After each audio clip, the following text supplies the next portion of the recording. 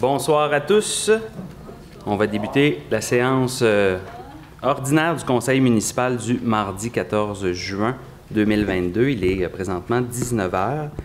Avant d'entreprendre l'ouverture officielle de la séance du Conseil, permettez-moi de prendre une petite minute et on prendra un moment de recueillement par la suite pour reconnaître un citoyen émérite que nous avons malheureusement perdu dernièrement. Donc, M.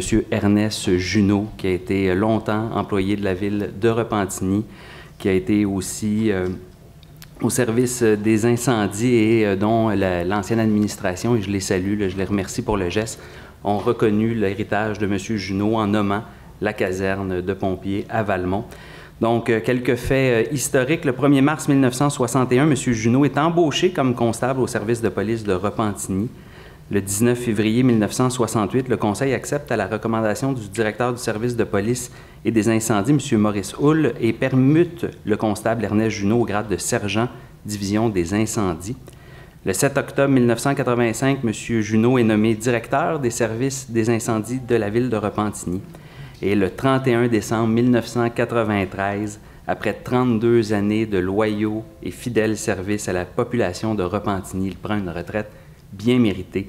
Donc, j'aimerais qu'on prenne une petite minute pour reconnaître l'apport de M. Junot à la ville de Repentigny et offrir nos condoléances et nos sympathies à la famille.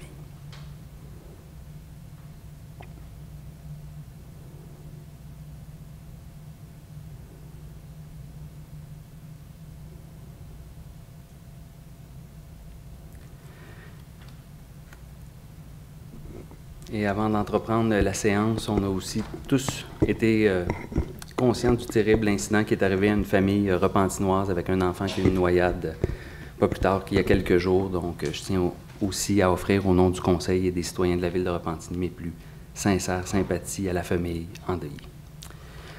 Donc, maintenant, commençons avec l'ouverture de la séance et le constat du quorum par le greffier. Le quorum est constaté, M. le Président. Merci beaucoup. Alors, nous allons aller à l'adoption de l'ordre du jour. J'ai besoin d'un proposeur et d'un appuyeur. Je vais en faire la proposition, M. le Président. Martine Roux. Merci. J'appuie ma collègue, M. le Président. Merci beaucoup. Donc, nous allons passer à la période de questions des citoyens. On va débuter tout d'abord avec les questions du public en ligne. Donc, ici, on a une question de M. Giroux. Donc, maison et terrain à l'abandon sur la rue Notre-Dame. Il y a environ un an, il y avait eu une intervention citoyenne au Conseil pour des terrains non entretenus sur la rue Notre-Dame à l'est de Beauchesne. En 2022, la situation est malheureusement devenue courante. Du 931 au 974 rue Notre-Dame, on compte 7 maisons unifamiliales abandonnées avec terrain pas entretenu, en plus du 965 rue Notre-Dame qui est placardé et dont un permis de démolition a été adopté par le Conseil à l'automne dernier, donc sous l'ancienne administration, pour cette maison et les 2 adjacentes. Pourquoi cette situation est-elle tolérée? Pourquoi à chaque fois une intervention citoyenne est requise pour faire corriger ces infractions au règlement d'urbanisme? Quelles actions seront prises pour qu'une telle situation ne se reproduise plus? Donc, tout d'abord, M. Giroux, simplement vous informer que l'ancienne administration a accepté un projet de redéveloppement sur ces terrains. C'est la raison pour laquelle notre formation avait justement demandé un moratoire le temps de la campagne pour ne pas être pris à vivre avec les impacts du passé. Malheureusement, le projet a été accepté sous l'ancien conseil, donc il va y avoir destruction de ces maisons-là pour être remplacé par un projet multi-logement. Donc, on en est bien désolé, mais c'est la raison pour laquelle, pour le moment, les maisons sont placardées, ne sont pas occupées par des résidents. C'est parce qu'éventuellement, un projet y aura lieu. Et pour ce qui est de l'herbe haute, il y a déjà des avis qui vont partir demain et on va s'assurer que le gazon soit coupé le plus rapidement. Donc, on vous remercie de nous en informer. Les citoyens sont nos meilleurs yeux sur le terrain. Alors, on s'assure que rapidement, le tout rentre dans l'ordre. Alors, j'espère que cela répond à votre question. Ensuite, nous avons en deuxième une question de M. Martin. Donc, je vais la lire. Bonjour. J'aimerais savoir pourquoi il n'y a pas un brigadier scolaire pour l'école Franklin Hill au coin du boulevard Basile-Routier et la rue Lisbonne. Mes 2 enfants vont à cette école et ne peuvent marcher seuls en toute sécurité de notre résidence de la rue Jacquard. Nous avions discuté de la situation avec M. Simon durant la campagne municipale et il disait que s'il était élu, il allait s'en occuper. Les coûts pour un brigadier sont minimes. Il y a déjà des brigadiers pour l'école Valmont sur le parc et les horaires des 2 écoles sont différents. Un brigadier pourrait facilement faire les deux écoles. La présence est nécessaire seulement les matins et les soirs. Donc, M. Joubert, si vous aviez un élément de réponse à donner aux citoyens. Oui. Bien, premièrement, merci beaucoup, M. Martin, pour votre question. Alors, comme vous le savez, la priorité pour notre conseil est bien sûr de s'assurer de la sécurité aux abords des écoles, mais également dans les rues de la ville de Repentigny. Ce qu'il faut également comprendre, c'est qu'on est bien sûr dans un quartier qui est en mouvance. Hein, c'est un jeune quartier résidentiel. Alors, on a beaucoup de nouvelles familles là, qui s'y sont installées. Alors, les évaluations antérieures qui avaient été faites démontraient qu'il y avait un grand nombre d'élèves qui prenaient le transport scolaire. Alors, à cet effet-là, ce qu'on a demandé, c'est qu'il y ait une nouvelle évaluation qui soit faite d'ici la fin de l'année scolaire actuelle pour justement vérifier la possibilité d'avoir un brigadier, étant donné qu'il y a de plus en plus de familles là, qui voyagent à pied là, à l'école Franklin Hill. Alors, on veut vraiment s'assurer qu'on puisse évaluer le tout et faire des recommandations là, auprès du service de police et ainsi s'assurer d'avoir un brigadier si le tout est nécessaire. Ce qui est aussi important de mentionner, c'est qu'actuellement, de la signalisation qui est sur place au niveau de l'école Franklin Hill et également l'école Valmont-sur-Pac répondent aux besoins de sécurité pour le secteur. Merci beaucoup, M. Simon, donc espérant que cela réponde à votre question.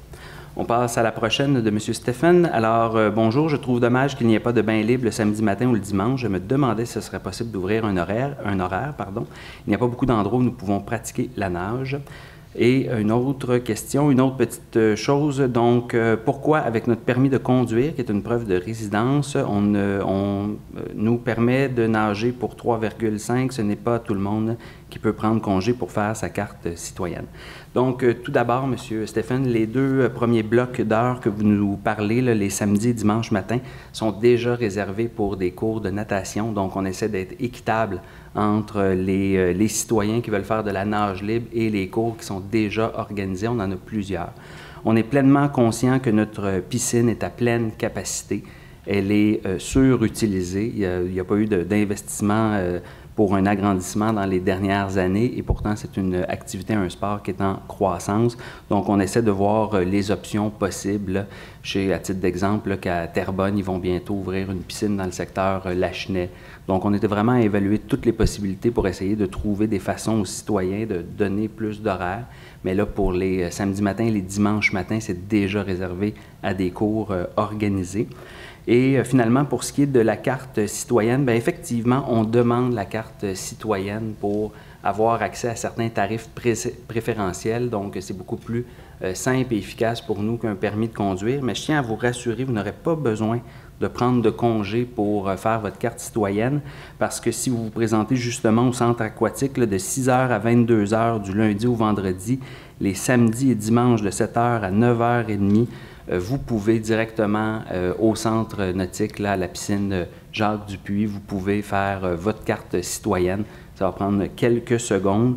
Donc, juste vous dire, là, notre comptoir là, pour le centre aquatique et le point de service des services de loisirs est ouvert 109 heures par semaine. Donc, vous aurez des facilités là, pour pouvoir aller faire votre carte citoyenne directement sur place. On passe à la question de M. Arcan. Donc, si vous vous rappelez bien, j'ai présenté une demande concernant une modification apportée au feu de circulation au coin Larcombe et Rivet dans le secteur Legardeur en raison d'un manque de temps afin de traverser l'intersection en toute sécurité avant le déclenchement du feu rouge. Dernièrement, j'ai reçu une réponse venant de la Ville par ma conseillère, Mme Mourroutier, suite à une décision rendue par les travaux publics de la Ville dans ce dossier. Malheureusement, je suis en total désaccord avec cette situation. Avec environ 20 heures d'études sur le sujet, calculs mathématiques, vidéos et documentation de la SAAQ que j'ai fourni à l'appui, je trouve la réponse incomplète et décevante. En référence au courriel du 6 mai envoyé à Mme Routier, confirme que l'administration confirme que la lumière jaune dure effectivement 3 secondes et explique sa décision de ne pas apporter de correctif au changement de circulation, étant donné la complexité occasionnée face à une modification de ce feu en raison des travaux en cours sur le pont Rivet et se justifie qu'un prolongement de feu jaune nécessiterait les modifications des autres feux d'intersection environnants. Nous ne pouvons demander au service de police de la Ville de Repentigny d'être plus clément envers les automobilistes, car le mandat de ceux-ci est de faire respecter la loi. Alors, il en retourne à la Ville d'avoir une signalisation conforme, adéquate, et ainsi éviter de mettre la sécurité de nos concitoyens en jeu. En conclusion, j'aimerais que les travaux publics réexaminent ma demande à l'aide de vrais calculs tels que je vous ai présenté lors de la séance du Conseil en avril, de me prouver si je suis dans l'erreur que 3 secondes pour cette intersection n'est pas suffisant pour assurer un passage sécuritaire des piétons et des automobilistes déjà engagés avant un feu rouge. Je veux des faits et non des excuses concernant les travaux sur le pont Rivet ou l'impact sur plusieurs lumières à modifier, qui selon moi est un non-sens à la sécurité publique. Donc, voici la question. Donc, M. Arcan, tout d'abord, juste vous mentionner que c'est tout de même des équipes spécialisées là, qui ont des études dans le domaine. Ça n'a pas été fait sur le coin d'une table, mais tout de même, on va prendre le temps de revoir avec les infrastructures et les travaux publics les possibilités. Je tiens à vous prévenir, par exemple, la réponse de l'administration est parfaitement valide parce que les feux de circulation ne fonctionnent pas de façon indépendante. Ils fonctionnent par groupe, par grappe. Donc, si on fait une modification sur un feu de circulation, ça va automatiquement modifier d'autres feux de circulation. Donc, ils ne sont pas chacun sur un panneau électrique indépendant du reste. Ça travaille en réseau. S'il y a une modification, ça va entraîner des modifications sur plusieurs autres rues. Aussi, un autre élément pour nous, c'est toute la question de la construction du pont Rivet. La réponse est effectivement valide. Il y a présentement des travaux sur le pont Rivet. Si on fait une modification présentement à ce feu de circulation-là sur Saint-Paul, qui peut paraître un peu plus loin, ça va impacter tous les autres feux qui sont en direction du pont Rivet. Et là, il va y avoir beaucoup d'autres problématiques à la sécurité qui va être créée. Donc, pas seulement des problèmes de congestion routière, mais bien sûr des problématiques de sécurité.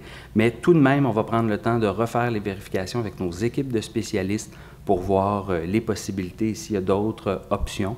Mais on va pouvoir bientôt là, vous redonner une réponse là, suite à la réévaluation de la situation, espérant que cela réponde à votre question. Finalement, dernière question de M. McGrath. J'aimerais savoir si le dossier CM 040-1801-22, surveillance des travaux de réfection et élargissement du pont Rivet que vous avez passé en résolution pour son octroi en janvier dernièrement est maintenant signé. Sinon, que manque-t-il? Alors oui, il est signé. Donc, voilà, ceci met fin à la période de questions en ligne. On passe maintenant à la période de questions en personne.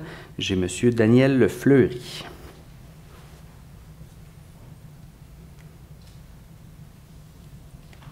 Bonsoir, M. Fleury. Bonsoir, M. le maire, mesdames, messieurs les conseillers. Écoutez, je viens vous parler du 200 de Beauvilliers, un problème qui dure depuis 3 années et pour lesquels le service d'urbanisme n'a jamais réglé le problème. Et encore, le tas de terre se retrouve là. C'est gros comme tout le centre de l'estrade qui est là. Il y a des mauvaises herbes, il y a des morceaux de béton, il y a des détritus qui sont là. Et les travaux, moi, ça ne me dérange pas qu'il n'y ait plus de travaux dans le cours. C'est à vous le gérer. Mais je ne comprends pas. Sûrement, s'il n'y a pas de permis valide, la Ville est en autorité d'aller enlever ça et de tout simplement facturer le citoyen. C'est pas directement, c'est avec son compte de taxe. Je le fais régulièrement, puis je suis dans le domaine. Fait que j'aimerais obtenir une réponse. Puis je ne comprends pas comment que ça se fait que le service d'urbanisme n'ait pas communiqué avec nous. Je trouve ça déplorable. Je le fais tous les jours de communiquer avec des citoyens suite aux requêtes des élus. Puis je tiens à remercier spécifiquement Mme Gendron, qui est venue à 2 reprises chez moi. OK? Je suppose que le service d'urbanisme est en mesure de faire la même chose. Voilà. Et M. Fleury, je n'avais pas été sensibilisé au dossier en particulier, là, mais j'en prends très bonne note, puis on va s'assurer qu'il y ait une réponse donnée rapidement. Là. Merci. Quelqu'un communique avec moi. Avec on va juste s'assurer de prendre votre numéro de téléphone par la suite, ou si Mme Gendron a déjà vos coordonnées, on va s'assurer de vous donner un retour rapide et efficace. Très gentil, merci beaucoup. Merci beaucoup, merci d'avoir pris le temps. Donc, deuxième intervenant, M. Richard Chrétien.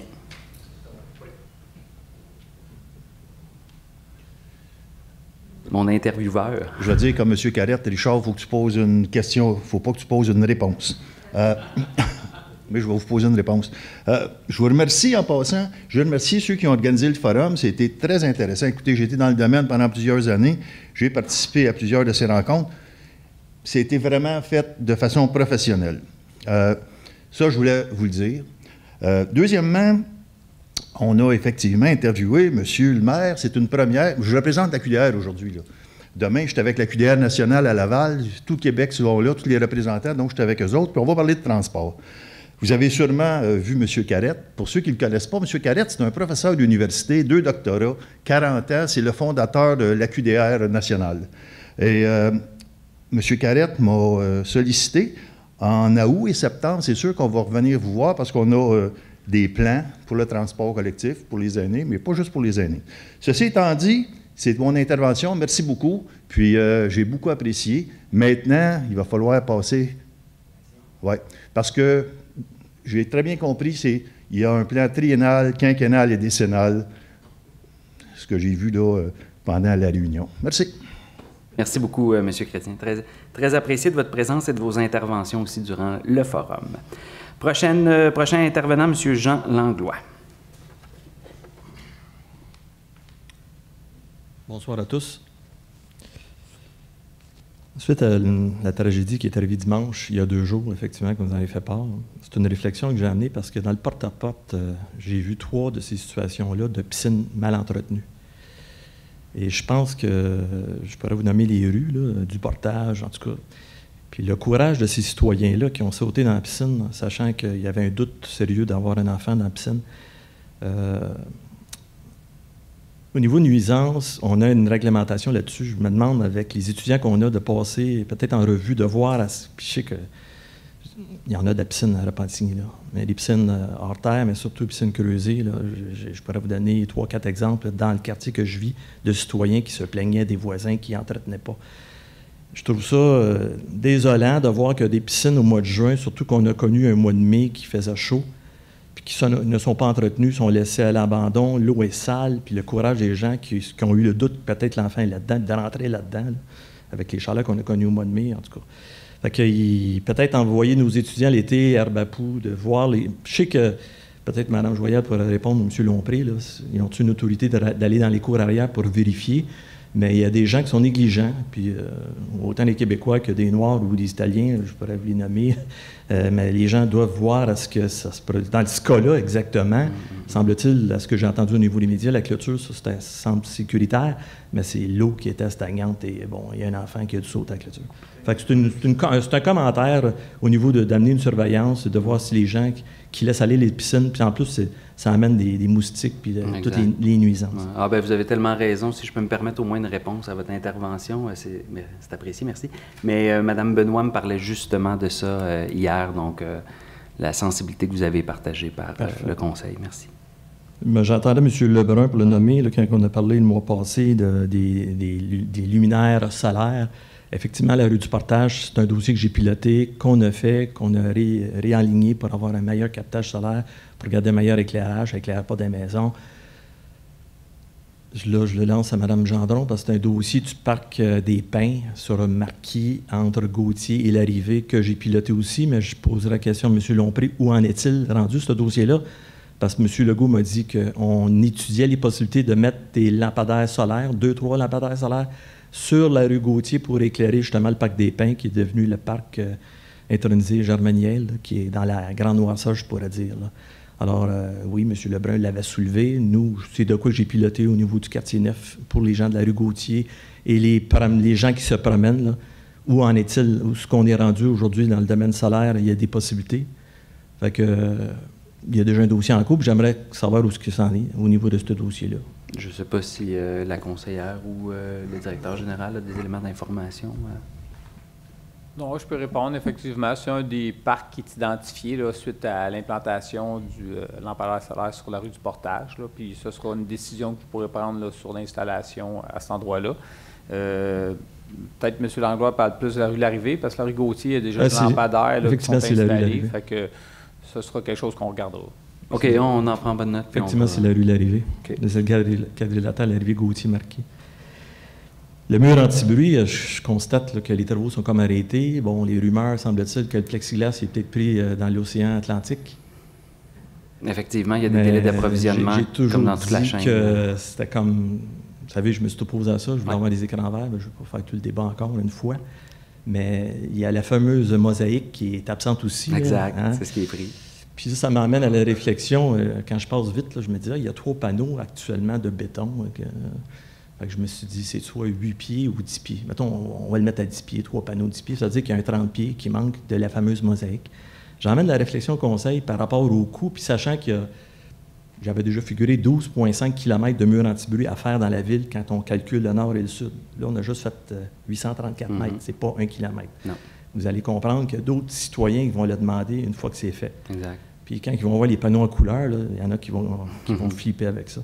Mais l'autre question, je m'emmène parce que dans mon quartier, il y en a un mur anti-bruit sur industriel qui a une portée de 330 mètres qui a été faite par les constructions Goyette. Ouais. Je l'avais amené dans le rapport de 30-40 pages que j'ai mis au conseil qui en prennent connaissance. On parlait d'un montant en bas de 200 000 $. On parle de 300 quelques pieds. La fameuse mosaïque, c'est 222 000 plus taxes. Ça allait 30 pieds. Quand je vous ai soulevé ça, je pensais qu'il y aurait peut-être eu une force par vous. Quelqu'un dit, hey, oui, on l'a approuvé ce contrat-là, mais on peut-tu comme changer un peu les choses pour réduire la charge fiscale au niveau municipal, parce qu'on s'en va quand même dans une crise qui est sans précédent aux États-Unis. Là. On est très sensible à fait que l'argent, me dire, c'est ça. Exact. Fait que là, moi, la question que j'ai à vous poser là-dessus, la phase 2 du fameux mur anti-bruit, c'est quoi votre planification pour les autres à venir? Dans la phase 2, c'est le côté nord par rapport à la rue Gélina, qui est dans le quartier 9. Alors, la question est la suivante. Est-ce que vous avez toujours la planification qui est amenée en 2020, 2021, 2022?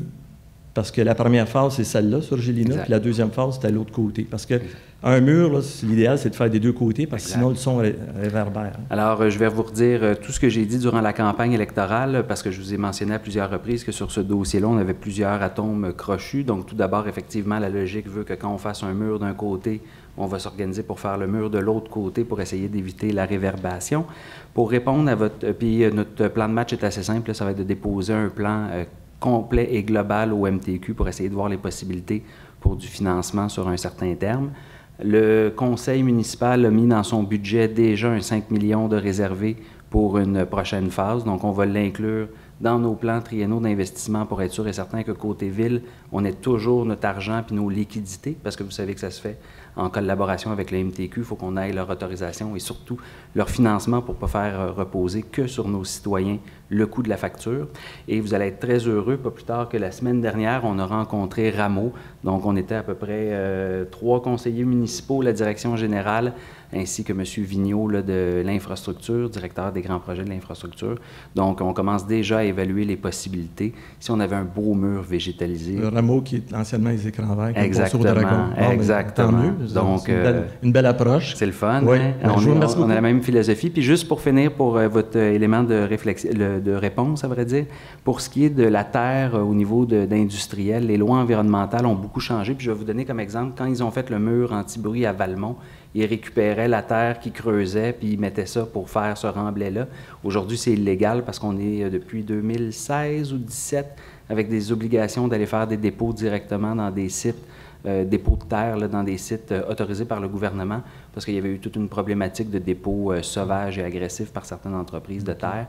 Fait que c'est un concept qu'on peut malheureusement plus exploiter, mais en rencontrant Écran Vert, on pense qu'il y a peut-être des belles possibilités dans le futur. Effectivement, à Valmont, c'est la suggestion que j'avais amenée dans le passé. Tous les constructeurs de propriété, c'est d'amener la terre, vu que le ministre Chevrette avait dit 250 pieds du bord de l'autoroute, fini, là, plus de maison. Exact. D'ailleurs, ça aurait été fait. C'est ce que je vis actuellement, moi, sur la rue Providence. Moi, je suis de l'autre côté de la rue.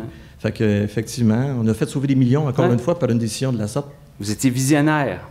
Ça arrive. Merci. Merci de votre attention. Ça fait plaisir. Donc, prochaine intervention, M. Duguay.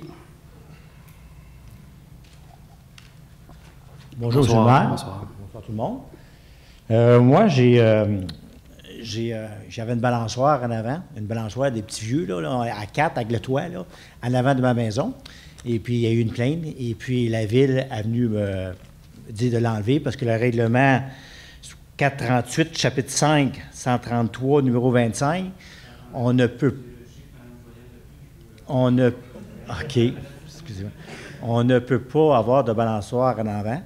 Et puis, moi, ça faisait 25... Excusez, je viens de me rendre compte que mon micro n'était pas ouvert. Faites juste me redonner le numéro du règlement. J'ai vu que Mme Joyal l'a pris, mais juste pour... Le règlement, c'est le numéro 438, oui. Chapitre 5, oui. 133, numéro 25. 133, 25. Parfait, merci. Désolé. Continuez. C'est que moi, j'avais une balançoire, ça faisait 25 ans qu'elle était là.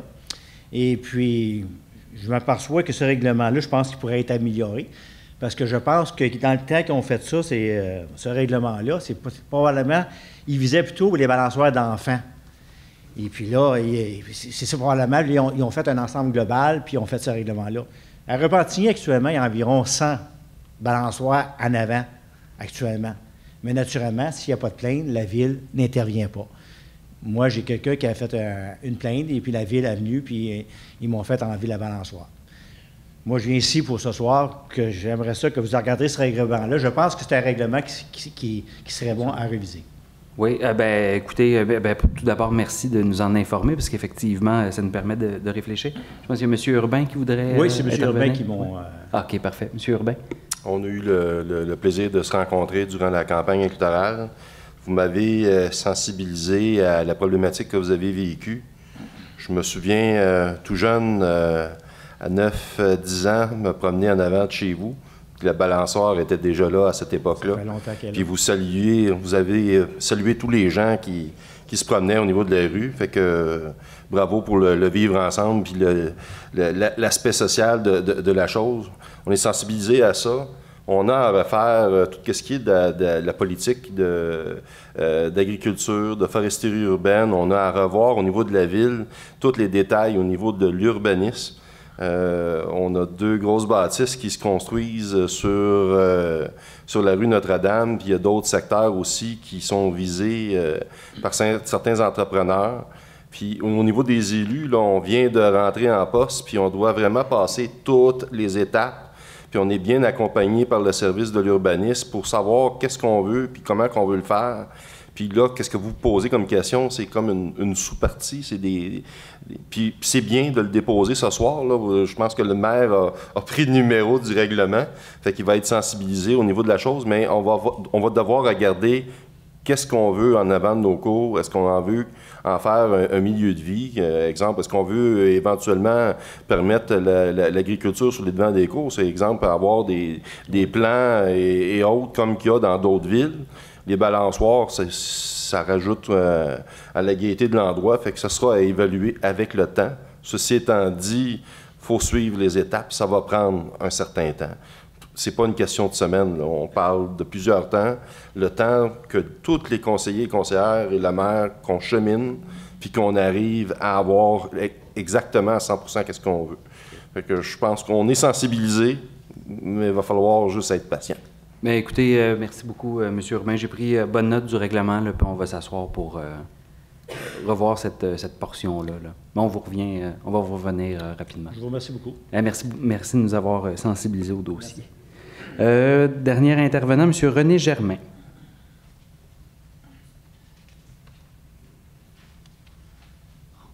Bonsoir. Léger ajustement. Voici, moi, j'habite dans le secteur de l'île Lebel, où habitent des milliers de personnes dans des condos et puis la résidence Oasis. Là. Oui. C'est un secteur qui a environ 2000 personnes. C'est surtout des gens âgés, retraités, mais surtout des gens âgés. Et puis, il y a beaucoup de gens qui discutent entre eux autres, puis aussi qui m'en ont fait part. C'est que quand on se rend à l'île Lebel pour prendre notre marche, on doit emprunter la rue Notre-Dame, on n'a pas d'autre choix. Il y a juste la rue Notre-Dame qu'on peut emprunter pour aller à l'île Lebel. Il n'y a aucun couloir sur le bord du fleuve. Puis, la circulation est très rapide. Et puis, il n'y a aucune protection entre les trottoirs puis la rue. Les voitures, il y a des camions qui passent à côté de nous, à peu près un pied et demi, là, à pleine vitesse. Et puis, c'est très désagréable. Il y a beaucoup de gens qui s'abstiennent d'aller prendre une marche au parc parce que c'est pas agréable. 1, la vitesse. 2, immensément de bruit. Beaucoup de motos puis de voitures qui sont modifiées. Et puis, donc, ces 2 éléments-là font en sorte que ça décourage les gens d'aller emprunter la rue Notre-Dame pour emprunter les parcs. Puis aussi, il ne faut pas faire abstraction. Il y a beaucoup de terrasses à la rue Notre-Dame, à partir de l'île Lebel jusqu'à Brien, là.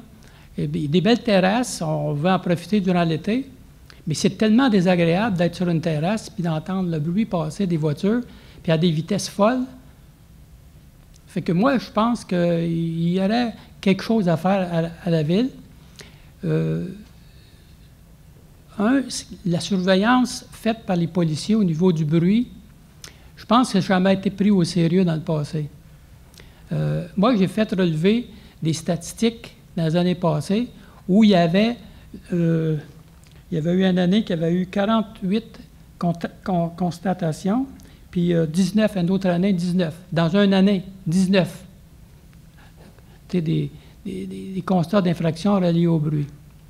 La ville de...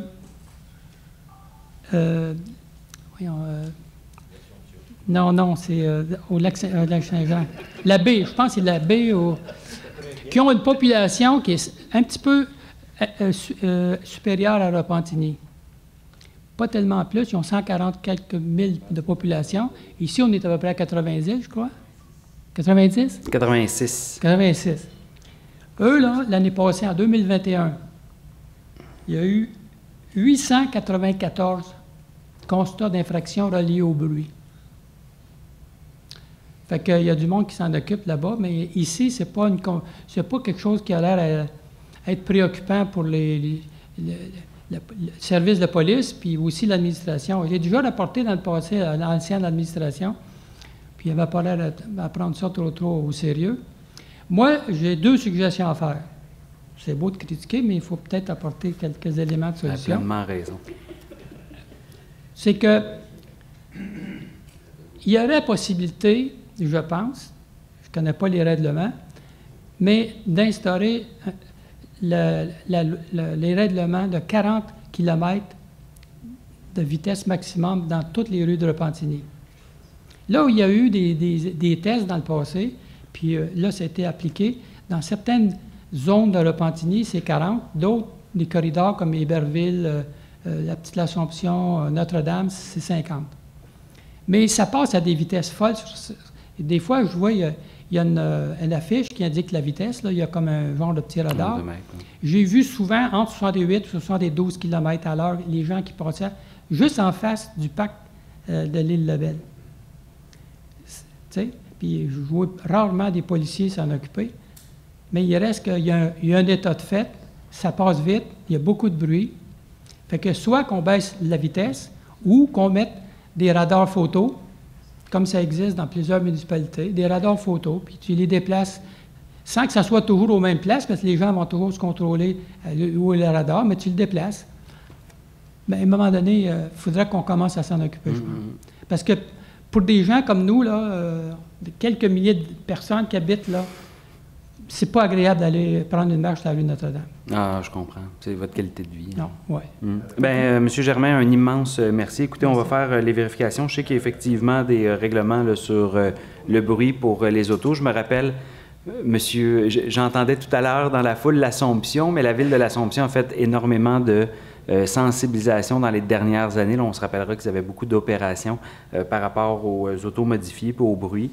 Donc, écoutez, on va regarder les possibilités. Je retiens aussi vos 2 propositions là, par rapport à la vitesse, par rapport au radar. Donc, on va regarder. Oui, vous pouvez compléter votre intervention. C'est la ville de Saguenay. De Saguenay, oui, OK, c'est bon, parfait. Oui, je me doutais que la baie, 141 000, on parlait plus de... C'est ça, c'est en plein été qu'ils ont fait le calcul. Donc, écoutez, je vous remercie beaucoup, M. Germain, puis on va regarder avec votre conseillère du district là, les possibilités. Mais juste vous dire, elle avait eu une très bonne idée dont elle m'avait fait part durant la campagne et à laquelle elle m'a talonné depuis l'élection. Puis vous allez voir, on va faire bientôt un premier test, mais on va piétoniser une portion de la rue Notre-Dame un soir cet été là, dans le cadre des automobiles anciennes. Donc, on a toujours à l'île Lebel les automobiles anciennes. Je ne voulais pas vendre de scoop, mais là, j'en profite pendant que vous êtes là.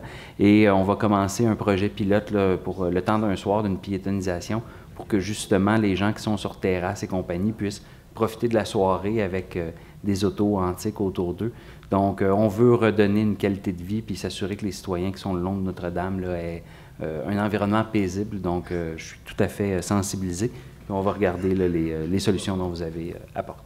Merci beaucoup, M. Germain. Donc, nous tombons maintenant au point 4, l'approbation du procès-verbal du 10 mai 2022. Donc, je vais avoir besoin d'un proposeur et d'un appuyeur. Un proposeur. Simon, je propose. Merci beaucoup. Un appuyeur. J'appuie, Monsieur le Président. Merci beaucoup. Donc, on tombe au point 5, dépôt de divers documents. Donc, Monsieur le Président, vous sont déposés en bloc les procès-verbaux pour les assemblées publiques de consultation qui se sont tenues en cette salle le 30 mai dernier concernant les premiers projets de règlement 438-40, 41-42, de même que le premier projet de résolution 174-10-05-22 concernant un projet particulier de construction, de modification, d'occupation d'un immeuble, un PPC-moi, au 623 rue Notre-Dame. Merci beaucoup. Donc, on tombe à 6. À 6.1, il n'y avait pas de dossier. 6.2, dérogation mineure et PIA. Donc, 6.2.1. Alors, c'est une demande de dérogation mineure et de PIA déposée par Godin Blouin, audioprothésiste et Ad-Hoc, architecte pour la propriété située au 373 rue Notre-Dame. Suite à une recommandation favorable du CCU, on vous propose dans un premier temps d'accorder une dérogation mineure dont l'objet vise à régulariser la profondeur du terrain existant à 30,48 mètres, donc à peu près 100 pieds, alors que le règlement exige une profondeur minimale de 35 mètres. Et dans un deuxième temps, on vous propose, en vertu du PIA, d'approuver la démolition du bâtiment existant qui est un bar, ainsi que les plans déposés pour la construction d'un nouveau bâtiment, donc commerce et bureaux au deuxième étage, ainsi que pour l'aménagement extérieur, à la condition de soumettre des enseignes au processus d'acceptation des PIA. Donc, juste avant, c'était un dossier qui était déjà en cours.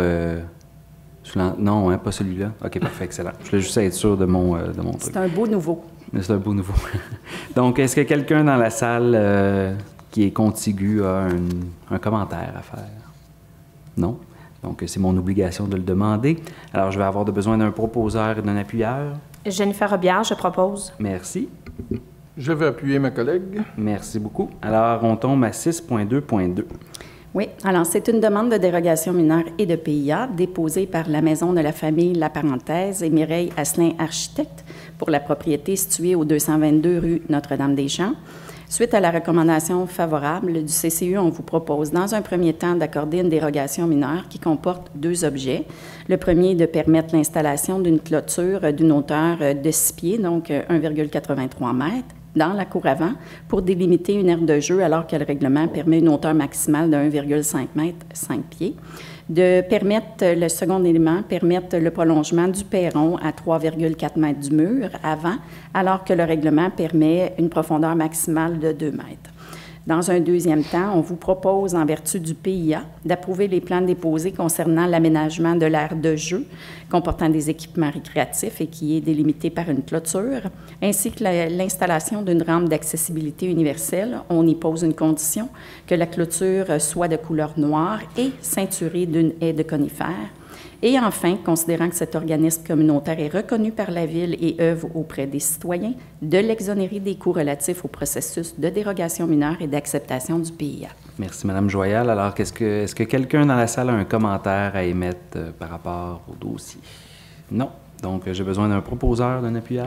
Raymond Mars, je propose, Monsieur le Président. Merci. Merci beaucoup, Mme Gendron. Donc, on passe à 6.3, PIA. Oui. 6.3.1.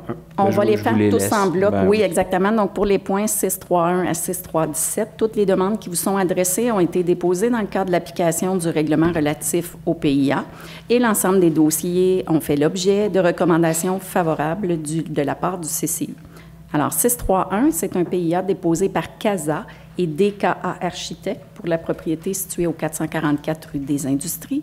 On vous propose de modifier le PIA lié à la résolution CM 276-10-08-21 et d'approuver les nouveaux plans déposés concernant la construction d'un bâtiment industriel, c'est une usine d'équipement agricole, ainsi que l'aménagement extérieur, et ce tel que déposé.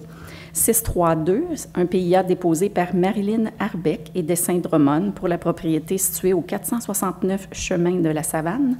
On vous propose d'approuver les plans déposés concernant la construction d'une habitation unifamiliale isolée sur un terrain vacant, tel que déposé.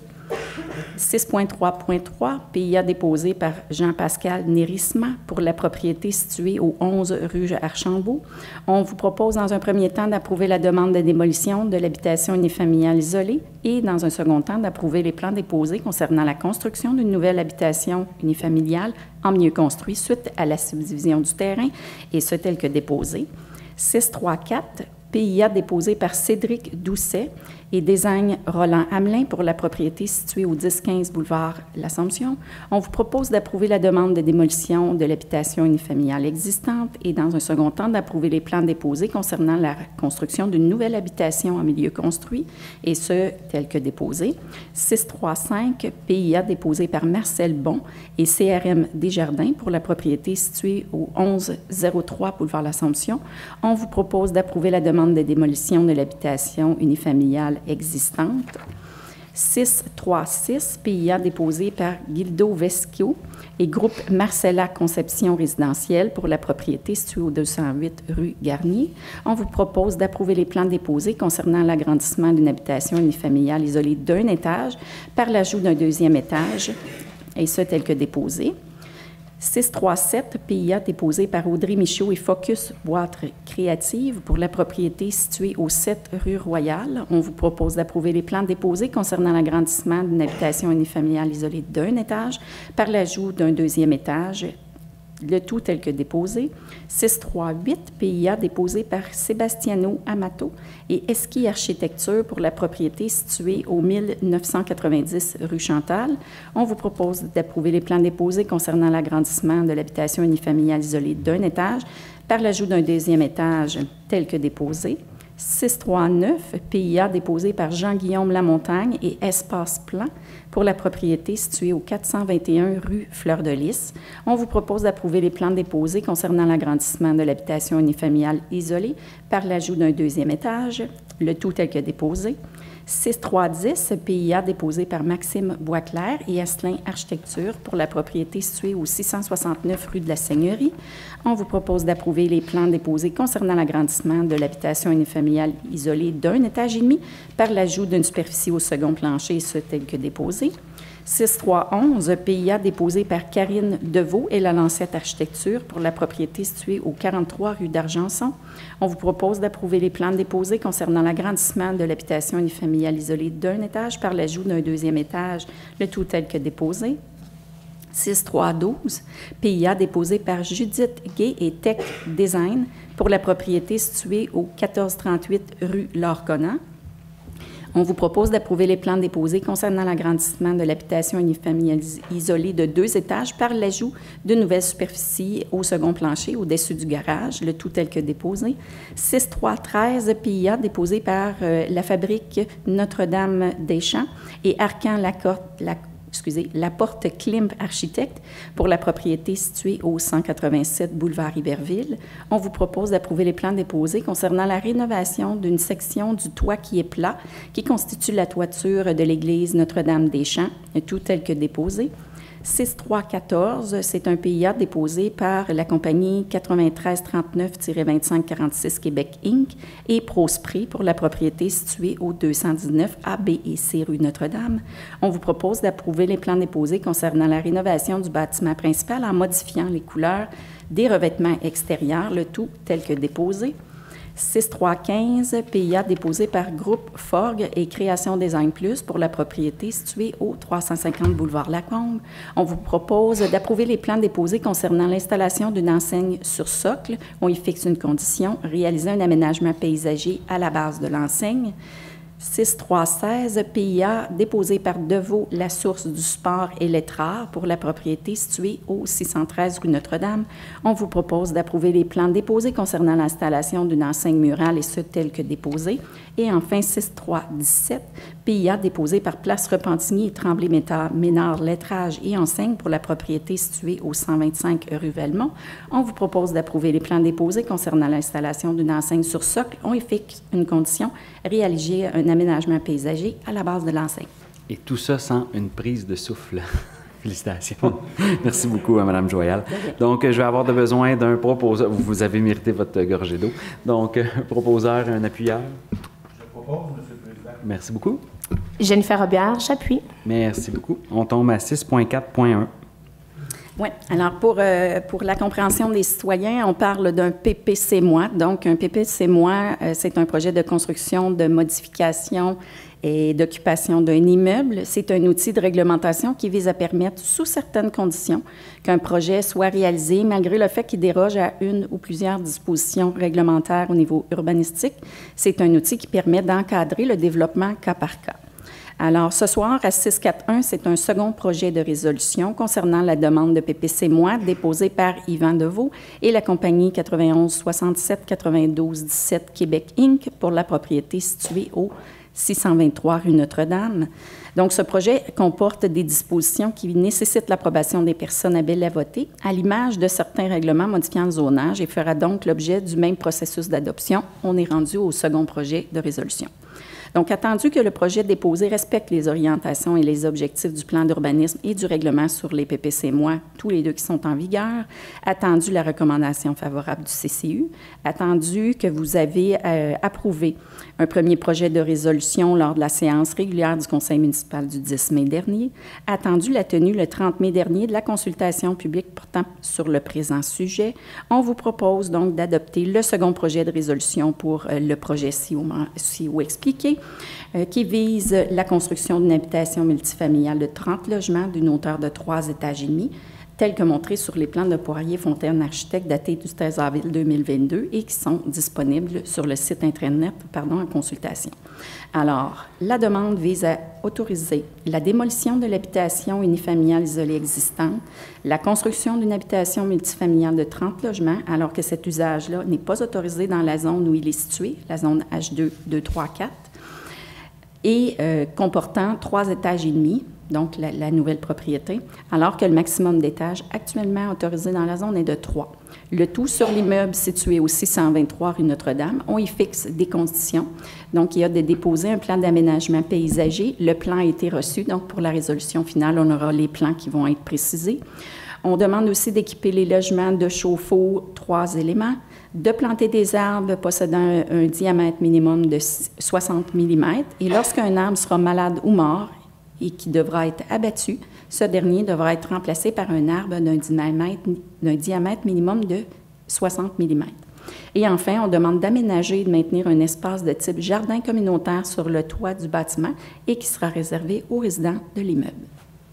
Donc, c'est malheureusement un dossier qui était beaucoup trop avancé dans le passé et vous allez entendre de plus en plus parler de PPC-moi parce que c'est un outil qui était fort peu utilisé à la ville de Repentigny comparativement à d'autres municipalités dans la région, donc Terrebonne, à titre d'exemple, où fut une époque, ils étaient experts en le domaine et c'est un outil de contrôle urbanistique beaucoup plus intéressant au niveau, pour une ville face aux promoteurs, ça nous permet d'avoir un encadrement beaucoup plus serré et d'avoir des exigences beaucoup plus élevées face aux promoteurs et il va être dans l'obligation de respecter les exigences qu'on va lui apporter. Donc, cela va nous permettre justement une plantation d'arbres beaucoup plus intéressante, un aménagement beaucoup plus respectueux de l'environnement. Donc, vous allez nous entendre de plus en plus parler de PPC-moi pour bien contrôler le développement urbanistique de notre ville et qu'on ait une densification intelligente plutôt que sauvage. Donc, mon éditorial étant fait, j'ai besoin d'un proposeur et d'un appuyeur. Jennifer Robillard, je propose, Monsieur le maire. Merci.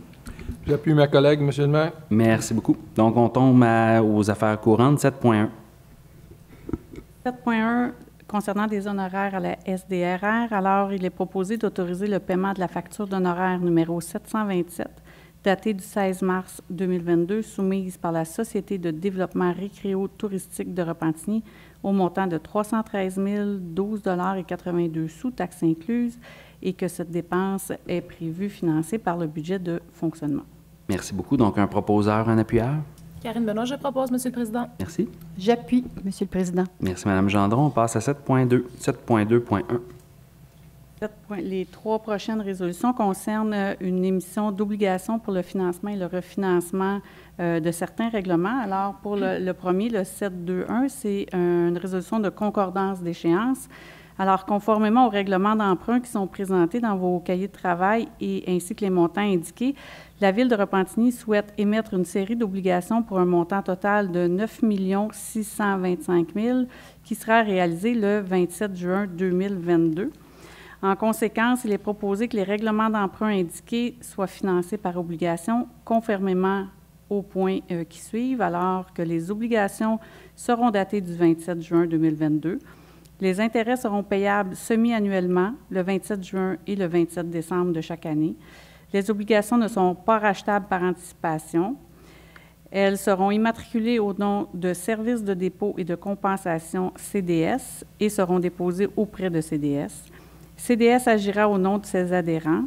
CDS procédera au transfert de fonds conformément aux exigences légales de l'obligation et à cet effet, le Conseil autorise la trésorière à signer les documents requis. CDS effectuera les paiements de capital et d'intérêt aux adhérents par transfert électronique. Les obligations soient signées par le maire et la trésorière. Et en ce qui concerne les amortissements annuels de capital prévus pour les années 2028 et suivantes, les termes prévus dans les règlements soient plus courts que ceux originellement fixés, donc un terme de 5 ans au lieu du terme prescrit pour les dits amortissements. Merci beaucoup. Alors, j'ai besoin d'un proposeur et d'un appuyeur. J'en fais la proposition, Monsieur le Président. Merci. Je l'appuie. Merci. Donc, on tombe à 7.2.2. Toujours en lien avec le financement, il est proposé d'affecter des soldes à ce financement, alors d'autoriser l'affectation de 29 500 $ des excédents de fonctionnement affectés provenant de taxes de secteur perçues d'avance et d'autoriser un montant de 905 $ à même le budget de fonctionnement pour un remboursement de la dette des règlements fermés.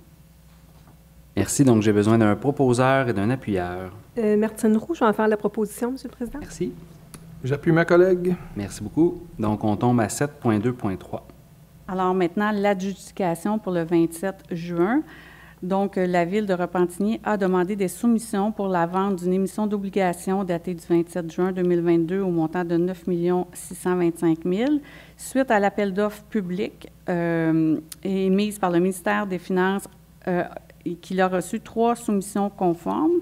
Donc, la première, valeur mobilière Banque Laurentienne, pour un coût total réel de 4,71 874 %. Le deuxième est Financière Banque Nationale pour un coût de 4,72 865 %. Et Valeur mobilière Desjardins pour un coût réel de 4,79 022 %.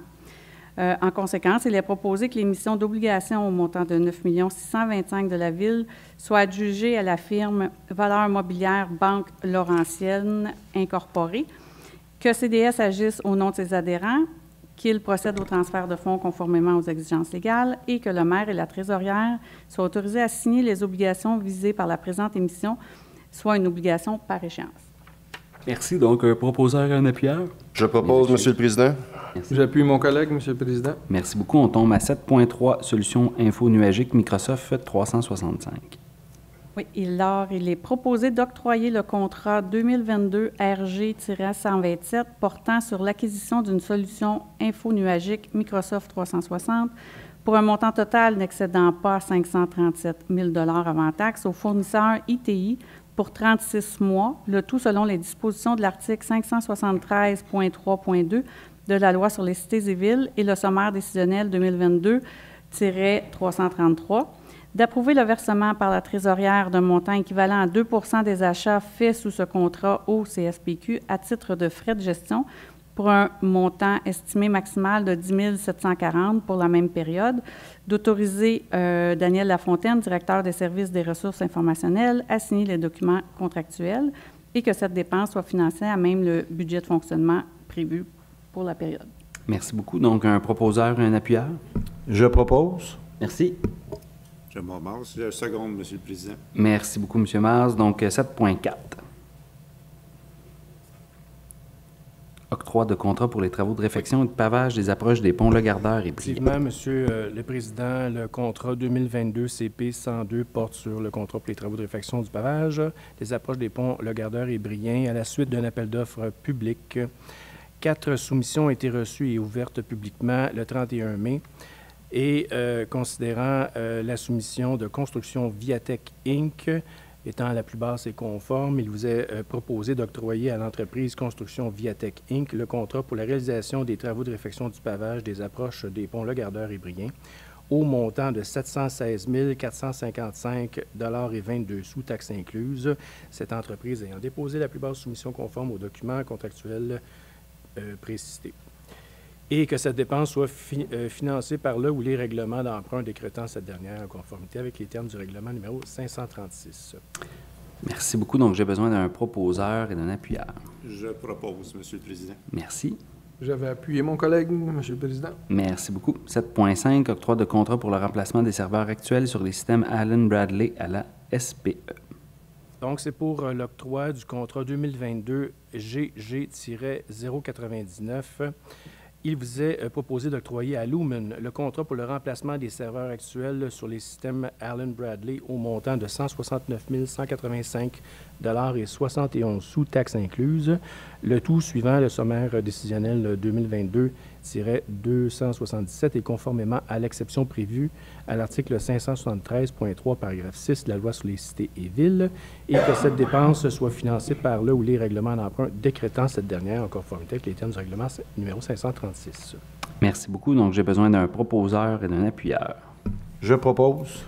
Merci. Je seconde, Monsieur le Président. Merci beaucoup. Alors, 7.6, octroi de contrat pour les travaux de réfection et de voirie et de construction d'une piste cyclable sur le boulevard Iberville entre Beauchesne et Laurentian. Monsieur le Président, ce point porte sur l'octroi du contrat 2022-CP-063. À la suite d'un appel d'offres public, 5 soumissions ont été reçues et ouvertes publiquement le 4 mai 2022. Et il vous est proposé d'octroyer à l'entreprise Construction Viatec le contrat pour la réalisation des travaux de réfection de voirie de construction d'une piste cyclable sur le boulevard Iberville entre Beauchesne et Laurentian au montant de 1 278 501,88 taxes incluses, le tout suivant le sommaire décisionnel 2022-0323. Cette entreprise ayant déposé la plus basse soumission conforme aux documents contractuels précités et que cette dépense soit financée par le ou les règlements d'emprunt décrétant cette dernière en conformité avec les termes du règlement numéro 536. Merci beaucoup. Donc, j'ai besoin d'un proposeur et d'un appuyeur. Je propose, Monsieur le Président. Merci. J'appuie ma collègue, Monsieur le Président. Merci. Donc, 7.7. Octroi de contrat pour les travaux de réfection des infrastructures sur la rue Notre-Dame entre Bonaventure et l'Évêque. Alors, ce point porte sur l'octroi du contrat 2022-CP-058, attendu que la Ville de Repentigny a demandé des soumissions par appel d'offres public, attendu que 2 soumissions ont été reçues et ouvertes publiquement le 17 mai 2022, et il vous est en conséquence proposé d'octroyer à l'entreprise Construction Genesis le contrat pour la réalisation des travaux de réfection des infrastructures sur la rue Notre-Dame entre Bonaventure et l'Évêque, au montant de 5 195 789,24 taxes incluses. Cette entreprise ayant déposé la plus basse soumission conforme aux documents contractuels précités et que l'octroi de ce contrat soit conditionnel à l'approbation et à la promulgation du règlement d'emprunt décrétant cette dépense et pourvoyant à son financement, le tout selon les termes du règlement numéro 536. C'est finalement qu'un montant de 350 000 taxes incluses soit financé à même l'excédent de fonctionnement affecté, éventualité ou imprévu en conformité avec les termes du règlement numéro 536. Parfait. Alors, j'ai besoin d'un proposeur et d'un appuyeur. Je propose, Monsieur le Président. Merci. Je seconde, Monsieur le Président. Merci beaucoup. Donc, on tombe à 7.8, octroi de contrat, fourniture, livraison et maintenance des bacs roulants bleus et entreposage, livraison et maintenance des bacs roulants bruns. Oui.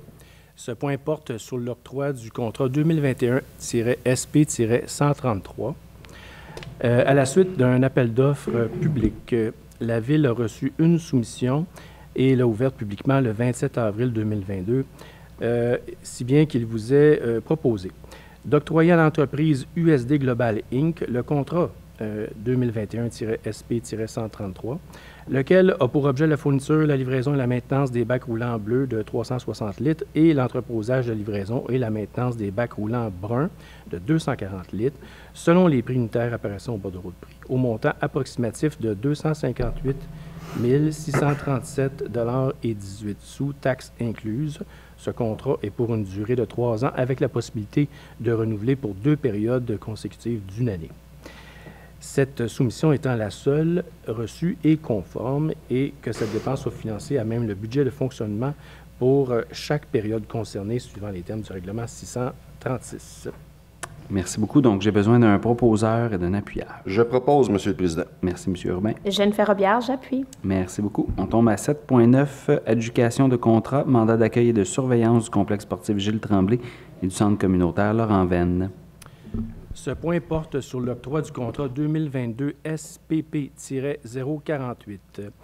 À la suite d'un appel d'offres public, la Ville a reçu une soumission et l'a ouverte publiquement le 24 mai 2022.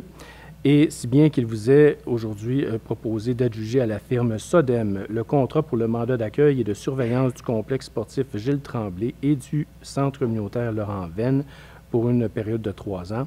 Cette firme ayant déposé la seule soumission conforme aux documents contractuels, le tout, c'est comprenant les taxes, que cette dépense soit financée par le budget de fonctionnement pour la période concernée. Merci. Alors, je vais avoir besoin d'un proposeur et d'un appuyeur. Je propose, Monsieur le Président.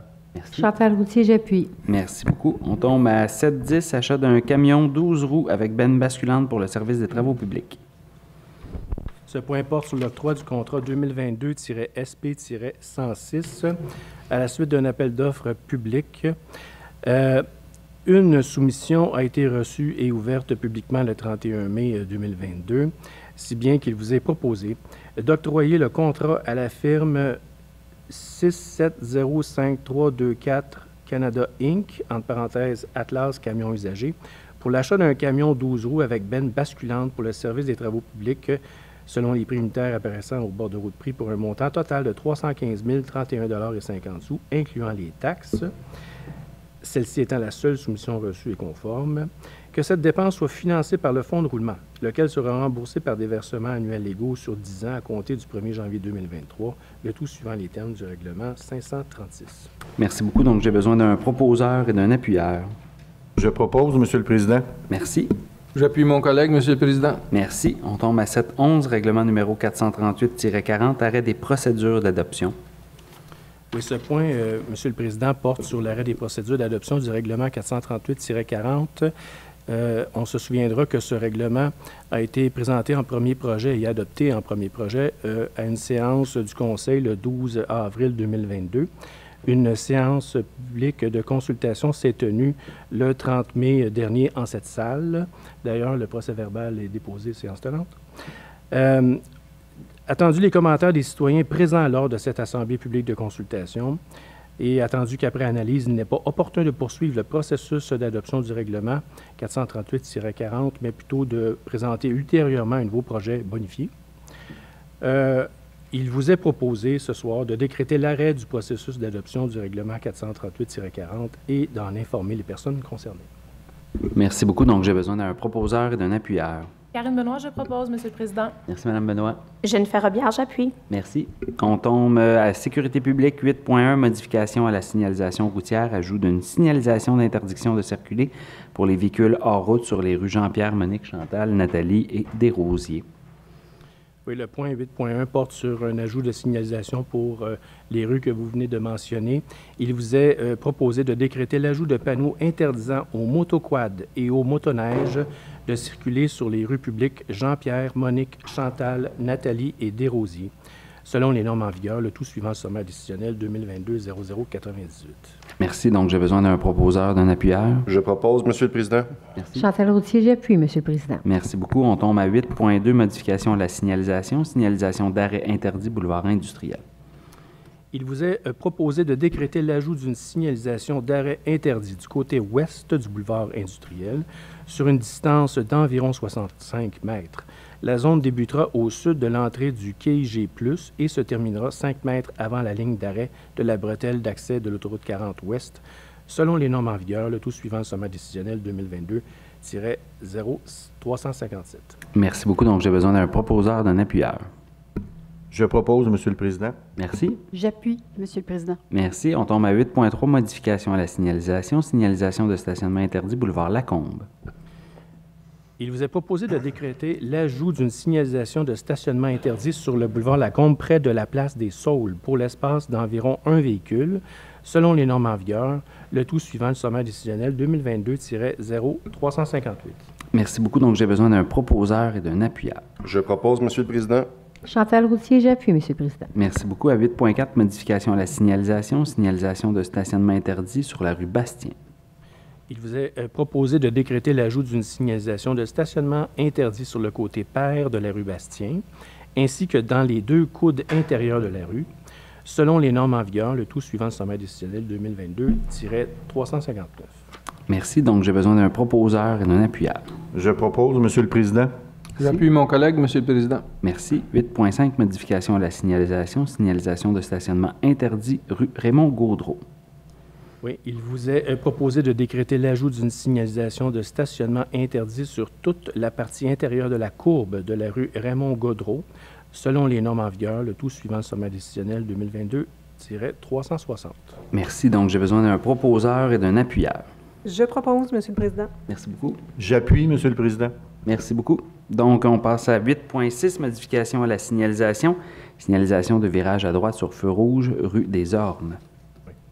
Il vous est proposé de décréter les modifications suivantes au niveau des plages horaires d'interdiction de virage à droite sur feu rouge aux endroits suivants, selon les normes en vigueur. Donc, sur la rue des Ormes, en direction nord, avec le virage vers l'est au feu rouge, interdiction de virage entre 15h et 18h du lundi au vendredi. Ensuite, rue Notre-Dame en direction ouest, avec le virage vers le nord au feu rouge, interdiction de virage entre 7h et 21h, et ce, tous les jours. Enfin, boulevard Claude-David en direction sud, avec le virage vers l'ouest au feu rouge, interdiction de virage à droite sur feu rouge entre 7h et 17h du lundi au vendredi. Merci. Donc, j'ai besoin d'un proposeur et d'un appuyeur. Raymond Mars, je propose, Monsieur le Président. Merci. Martine Gendron, j'appuie. Merci. On tombe à 8.7, modification à la signalisation. Signalisation d'arrêt interdit sur la rue Lorange. Il vous est proposé de décréter la modification de la signalisation actuelle de stationnement interdit pour une signalisation d'arrêt interdit avec la plage horaire de 7h à 17h, du lundi au vendredi, de septembre à juin.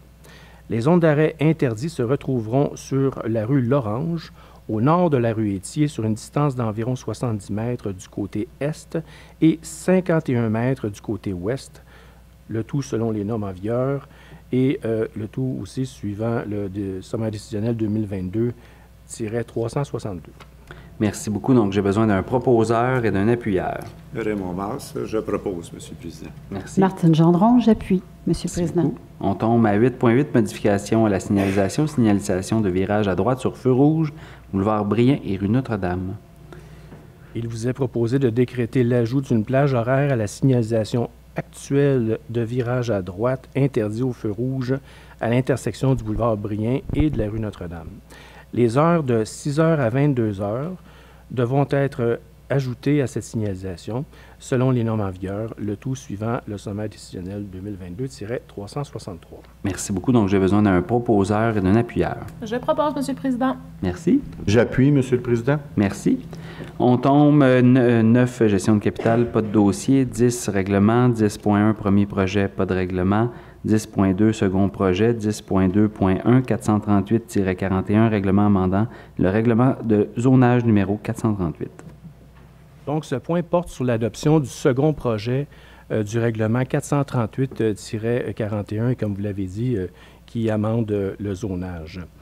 Rappelons que ce règlement modifie le plan de zonage afin de créer une nouvelle zone de type habitation multifamiliale, la zone H3-459, permettant également certains usages commerciaux en redéfinissant les limites des zones actuelles, en parenthèse C3-088 en entier, et une partie de la zone C8-079. Également, cette modification a pour but d'ajouter la grille des spécifications H3-459 afin de définir les normes spécifiques de la nouvelle zone créée. Attendu l'Assemblée publique de consultation qui s'est tenue le 30 mai et dont le procès-verbal a été déposé en début de séance, il vous est proposé d'adopter le second projet de règlement numéro 438-41 intitulé « Règlement amendant le règlement de zonage numéro 438 ». Merci beaucoup. Donc, j'ai besoin d'un proposeur et d'un appuyeur. Je propose, Monsieur le Président. Merci. Jennifer Robillard, j'appuie. Merci beaucoup. On tombe à 10.2.2, 438-42, règlement amendant le règlement de zonage numéro 438. Donc, le règlement 438-42 est lui aussi à la seconde étape, excusez-moi, de son cheminement d'adoption. Rappelons que ce règlement a pour objet d'autoriser la consommation de boissons alcoolisées à titre d'usage accessoire dans un établissement exerçant un usage principal de type industrie de la bière dans la zone C3-184, attendu qu'une séance publique de consultation s'est tenue le 30 mai et dont le procès-verbal a été déposé tantôt. Tout cela considéré, il vous est proposé d'adopter le second projet de règlement numéro 438-42, intitulé « Règlement amendant le règlement de zonage numéro 438 ». Merci beaucoup. Donc, j'ai besoin d'un proposeur et d'un appuyeur. Je propose, Monsieur le Président. Merci. Simon, j'appuie. Merci. Donc, on tombe à 10.3, présentation des projets de règlement et avis de motion. 10.3.1, 28-1, règlement modifiant le règlement 28, interdisant le virage à droite au feu rouge à certaines intersections. Oui. Donc, on est à la première étape du processus qui conduit à l'adoption des prochains règlements qu'on va voir, dont le 28-1. Ce règlement porte sur la modification d'une annexe, donc c'est un règlement technique. On aurait besoin qu'un membre du Conseil donne l'avis de motion pour déclencher le processus. Merci. Donc, est-ce qu'un conseiller veut donner l'avis pour... J'en donne l'avis, Monsieur le Président. Merci beaucoup, Mme Gendron. On tombe à 10.3.2, 140-7, règlement amendant le règlement numéro 140 relatif à la sécurité des biens et des personnes sur le territoire de la ville de Repentigny. Ce règlement est aussi à la première étape de son processus d'adoption. Son objet est d'interdire de se retrouver dans les sentiers de la presqu'île du 1er mai au 31 août. Donc, on aurait besoin qu'un membre du Conseil en donne l'avis de motion.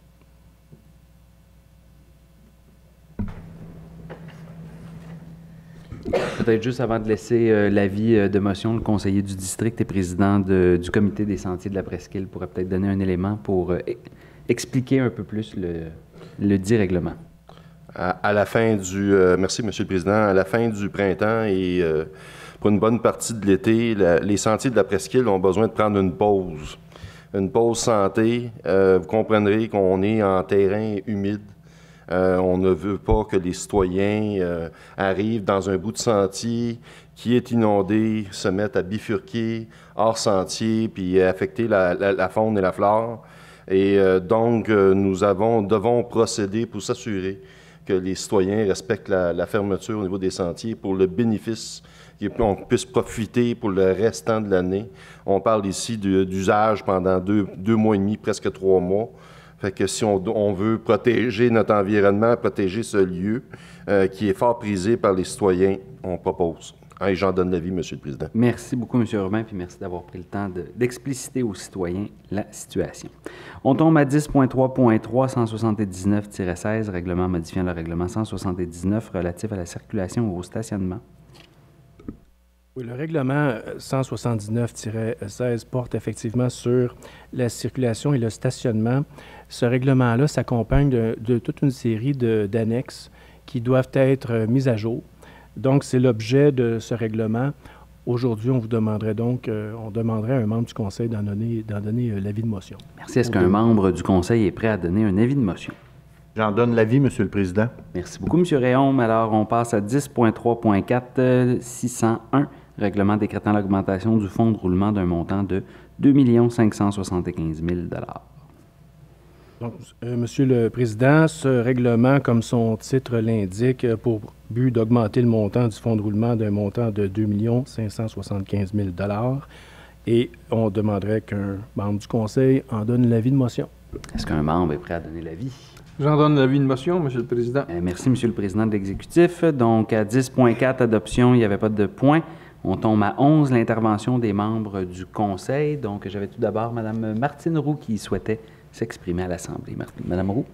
Oui, merci, Monsieur le maire. Alors, bonsoir à tous. Alors, vous avez probablement remarqué que nous portons tous ce soir un petit ruban mauve. Alors, ce ruban sert à souligner la Journée mondiale de la lutte contre la maltraitance des personnes aînées. Alors, c'est demain, le 15 juin, qui est cette journée mondiale de lutte contre la maltraitance. La maltraitance envers les aînés peut avoir plusieurs facettes, qu'elles soient psychologiques, physiques, sexuelles, matérielles ou financières, organisationnelles, l'agisme aussi, ou la violation des droits. Alors, que ce soit pour votre propre situation ou la situation d'une personne, d'un de vos proches, de vos voisins, d'un ami pour lequel vous êtes témoin, il y a plusieurs ressources qui existent, dont la ligne Aide abus aînés. Alors, on le porte ce soir, le ruban mauve, on va le porter fièrement demain pour cette journée-là. Je voudrais remercier aussi Mme Plouffe de la QDR de nous les avoir fournis. Alors, s'il vous plaît, si vous êtes témoin de ces situations-là, dénoncez la maltraitance envers les aînés, c'est inacceptable. Merci. Merci beaucoup, Mme Moreau, vous avez parfaitement raison. Prochain intervenant, Mme Robillard. Merci, Monsieur le Président. Donc, un petit mot. C'est avec beaucoup de fierté qu'on a commencé à lancer des sondages via notre site web, le site de la Ville de Repentigny. Donc, vous avez tout d'abord eu le pôle nautique qui est en vigueur. Là, vous pouvez donner votre mot sur les orientations et c'est ce que vous voulez voir, donc jusqu'au 24 juin.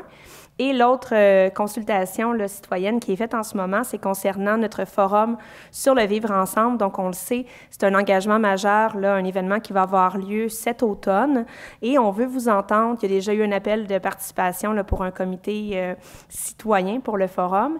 Mais vous avez encore la chance de donner votre mot dans les prochaines semaines via le sondage qui est disponible sur le site de la Ville. Si vous cherchez Repentigny participation citoyenne, vous allez le trouver sans problème, de même que celui sur le pôle nautique. On vous invite à donner votre mot sur les thématiques que vous voulez aborder lors du forum, mais de façon plus générale sur les thématiques en termes de vivre ensemble qu'on veut aborder dans les prochaines années à Repentigny. Ça nous concerne tous et toutes. Merci, Monsieur le Président. Ça fait plaisir et ça fait du bien d'entendre de la part d'élus de la Ville de Repentigny les mots participation citoyenne et consultation. Il était temps. Donc, ceci met fin aux interventions des membres du Conseil. Donc, point 12, levée de la séance de l'Assemblée. Donc, je n'ai pas besoin de proposeur ni de secondaire, non, c'est fait. Oui, ben oui, c'est vrai, je l'oublie tout le temps. Un proposeur et un appuyeur, Mme Gendron, Monsieur Landreville, vous êtes toutes prêtes à l'appuyer. Absolument. Un immense merci pour ceux qui nous écoutent en diffusion et en rediffusion, et merci beaucoup aux citoyens présents pour vous être déplacés ce soir. Merci beaucoup, bonne fin de soirée.